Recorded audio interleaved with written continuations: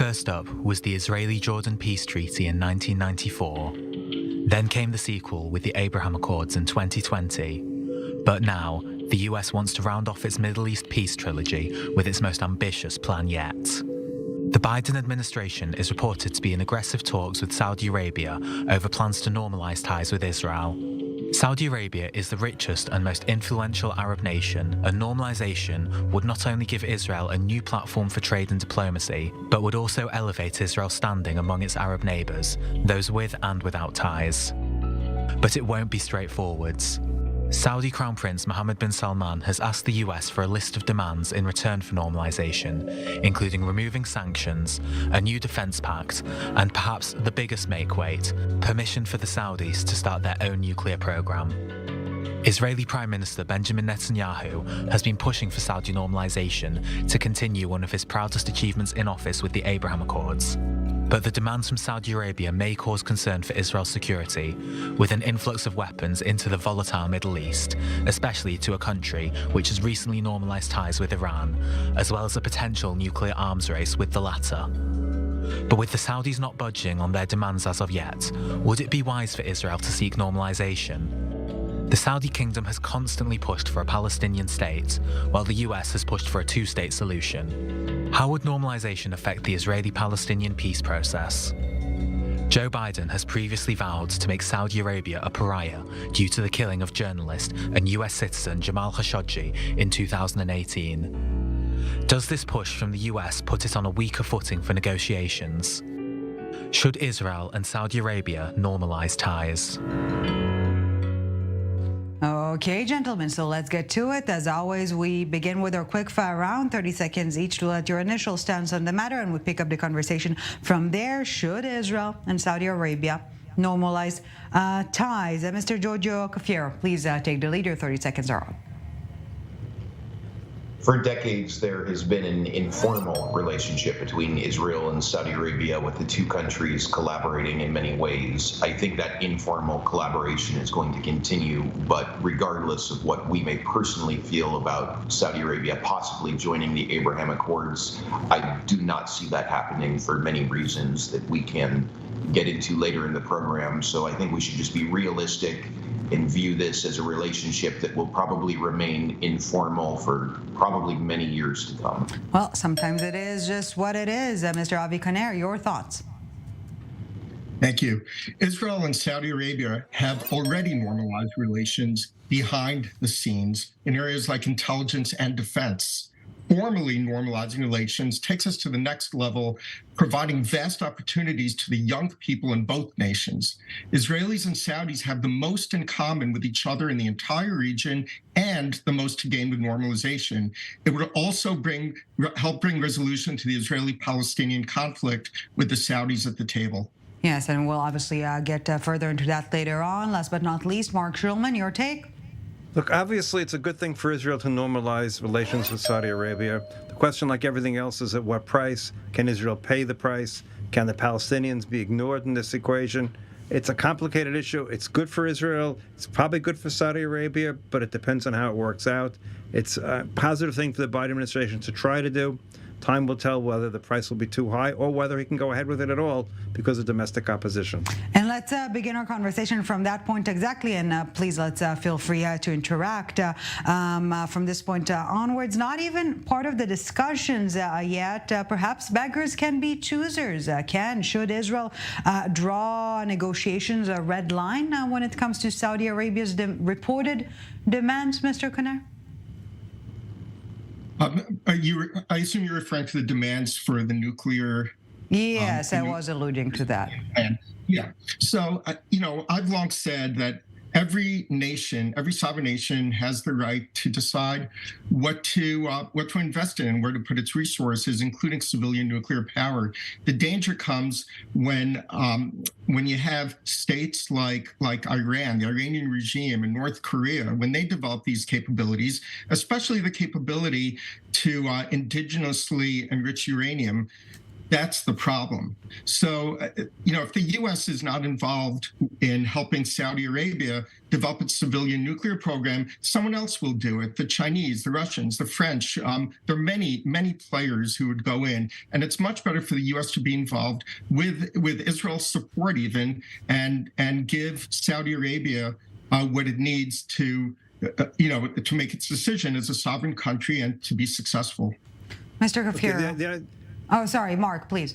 Okay, so look, Israel has always had this complicated relationship relating to arms and power to Saudi Arabia, going all the way back to the Reagan administration, when Israel and AIPAC tried to block the sale of AWACS to the Saudis. So the concern always is that not the Saudi regime of today. What about the Saudi regime of tomorrow? What if it becomes radicalized? That's always the concern. That's always the question. It'll remain the question forever. I think it's a risk worth taking. Certainly, if Iran is eventually going to become a nuclear power, which is what's going to happen ultimately, in my opinion, then it's not really going to make a big difference whether Saudi Arabia does or does not have nuclear weapons. Pakistan does. So those are real questions. I mean, obviously, if the United States has a civilian nuclear program in Saudi Arabia, it's better, lower chance and lower risk of the Saudis turning their civilian program into a military program. So I don't think that's a problem.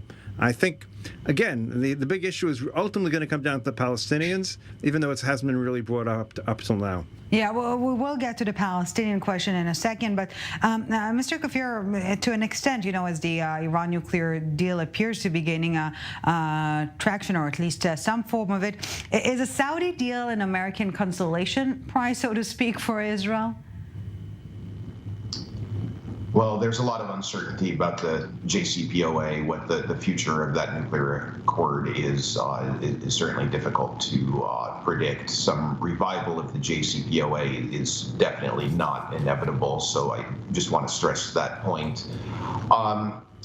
I think obviously within the context of Saudi Arabia and Iran renormalizing their diplomatic relations a little more than 3 months ago, that's obviously in the picture too. That's a factor that certainly concerns Israel. I think many analysts were expecting Saudi Arabia and Israel to normalize, and it was quite a shock probably for many in Israel to see Saudi Arabia approach Iran in some ways that definitely made many in Israel very nervous and uncomfortable. Yeah, and we've seen this high-profile diplomatic visit of the Saudi foreign minister in Tehran this very weekend. So speaking of potential normalization between Israel and Saudi Arabia as some sort of a diplomatic response, maybe it is a response to China's brokered Iranian-Saudi rapprochement, Mr. Kaner? Well, the Chinese, like the United States, want to see a stable Middle East.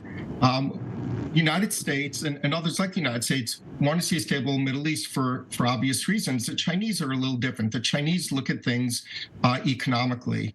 A stable Middle East protects their assets, their infrastructure, and helps them monetize even more across the region.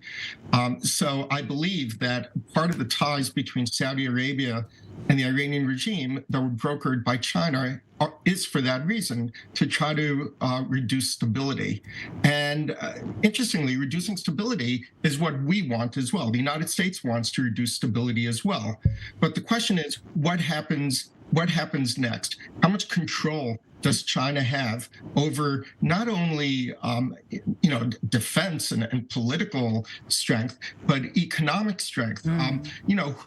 Who will build desalination plants, nuclear plants, power plants, cities, airports, resorts? Will it be Chinese companies, Russian companies, combination with Iranian influence, or will it be the United States? We need to get the United States more involved in the region. And Marc Schulman, we've been talking about it from the Middle Eastern lens, if you will, but from pariah to a friend, will Democrats be backing Joe Biden's embrace of MBS so easily? Not easily. Some won't. But again, Biden has a chance of convincing enough of them to go along. He'll get enough Republicans to go along. This will probably work for him in terms of both elected, it'll help him in his election, but it certainly won't hurt him that much in the Democratic Party. Yes, MBS is a pariah, but reality is we have worse pariahs in the world, one of them named Putin. So we can just decide who our biggest enemies are, and you got to make your compromises, unfortunately, in this realistic world. It's too bad. Why he had to be like this and why these regimes have to be so brutal.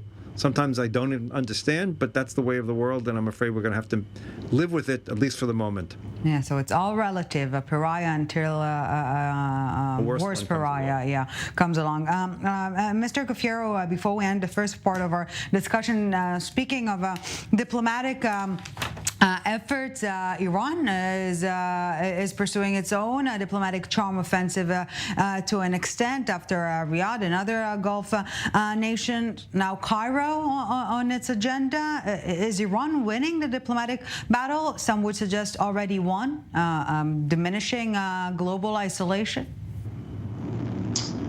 Well, to be clear, Iran remains under many Western sanctions right now, but regionally speaking, the isolation has eased significantly because of the March 10 diplomatic deal with Saudi Arabia. There is obviously momentum that's on Iran's side. As you correctly point out, it seems that Iran and Egypt are on the verge of a rapprochement. Same could be said about Iran and the Kingdom of Bahrain. So the recent diplomatic developments in the region are certainly adding a lot of confidence to the leadership in Tehran right now.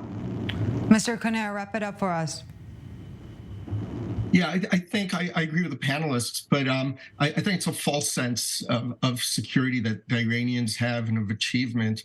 Saudi Arabia is quote normalizing with Iran, but just today the foreign minister refused to be in a room with a picture of Qasem Soleimani. Right. The Saudis know exactly where the Iranians stand. The Iranian constitution calls for exporting the resistance around the world, including to Iran, and that simply will not be allowed. So I think it's a false sense of security that the Iranians have. Mr. Marc Schulman, before we take a break, your concluding remarks?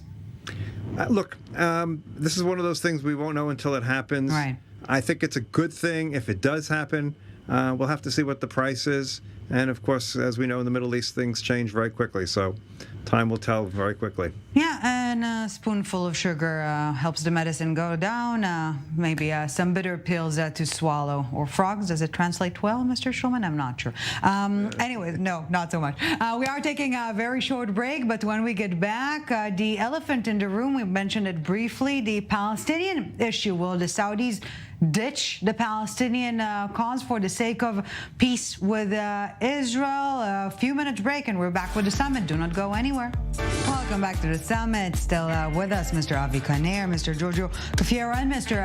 Marc Schulman. Thank you, gentlemen, very much for staying with us. We're also staying on topic, of course, but before we get back to our conversation, Palestinian President Mahmoud Abbas shooting arrows at the U.S., saying Washington is the one blocking an Israeli-Palestinian peace deal, but the location is speaking louder than his loud words. He's saying that from China. Let's take a listen. It has been decades since the two-state solution was put forward by the international community. It has been accepted, including by Israel, which often talks about this plan, but it fails to be implemented. The United States is an obstacle to this solution. If the United States truly accepts and is willing to support this plan, it will be implemented smoothly. In the face of such a situation, Palestine will not lose heart and hopes that all countries in the world can jointly promote an effective implementation of the two-state solution at an early date.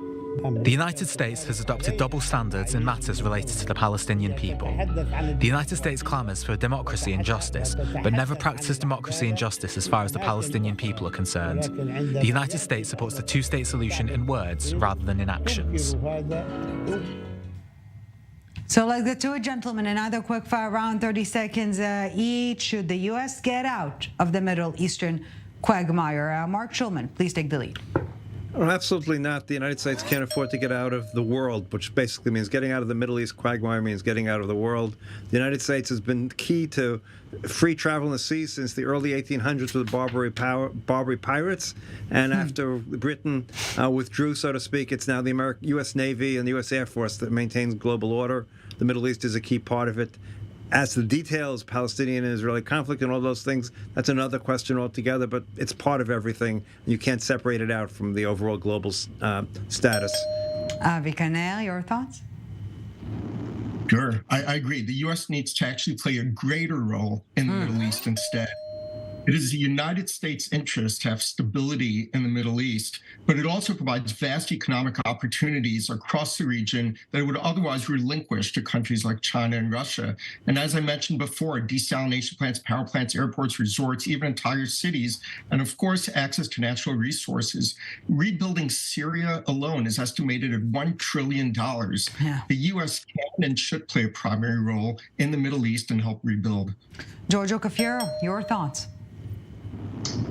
The United States is not leaving the Middle East, and I certainly don't think that the United States should completely detach itself from the region. I would say, though, I think the U.S. should try to be more balanced in conflicts and disputes in the region. I think the U.S. should focus more on diplomacy, less on militarism and arms sales. I also think the U.S. needs to be realistic about the fact that the world is more multipolar, and the U.S. doesn't have the leverage that it had 20, 30, 40 years ago. Okay, gentlemen, let's please feel free to interact from this point onwards. And there's a new, I wouldn't say sheriff because it's not the case, but a new player in town, let's call it that way. Can China solve the Israeli-Palestinian conflict? Simply put, Marc Schulman. No, they don't have the leverage to. First of all, no, I'm afraid to say that no one can solve the Israeli-Palestinian conflict, at least in our lifetime. That's my own assessment of my lifetime. Madam, you were much younger, maybe in your lifetime. Not much. But the reality is that China does not have the leverage. It doesn't have the leverage with Israel. It has some leverage on the other side, but it doesn't really have any real leverage. So it doesn't have a blue water navy. It doesn't have an air force that can come here. Yes, it has economic power, but that's not enough to solve an insoluble problem. Yeah, you can't throw money at every single problem. Mr. Cafiero, will the Saudis, though, ditch the Palestinians? Will a deal between the Saudis and Israel be some sort of a last nail on the two-state solution coffin?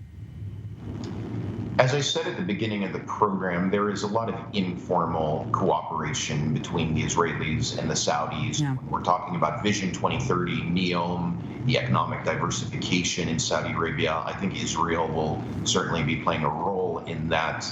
But when we're talking about formalizing diplomatic relations, I don't see the Saudi leadership abandoning the 2002 Arab Peace Initiative. There are many reasons why I think that, but let's keep in mind that Saudi Arabia has a leadership role in the Arab and Islamic worlds. And this is an issue that does matter to many Arabs and many Muslims all over the world.